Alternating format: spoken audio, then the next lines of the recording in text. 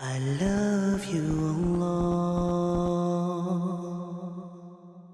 When you have committed adultery, or you have consumed alcohol, or you have gambled, or you have, for example, done something, say for example, you missed your prayer, you seek the forgiveness of Allah. Allah will forgive you always. He will always forgive you regarding those things that are sins between you and Him. You have not involved the rights of a third party. The minute you've involved the rights of another human being, you're playing with dangerous territory, because that human being needs to forgive you first before Allah forgives you. So those sins are even worse. May Allah subhanahu wa ta'ala grant us forgiveness.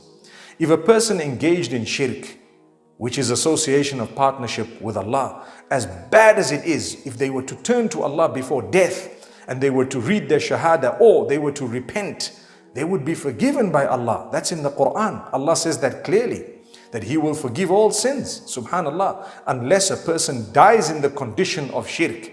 That is dangerous territory. But what else is dangerous territory? When you have wronged a fellow human being, they may never forgive you. Not everyone is forgiving. And sometimes we make life so difficult for others that we drive them to suicidal thoughts, and we think we're going to get away with it. You think you're pious when you've driven someone to suicidal thoughts.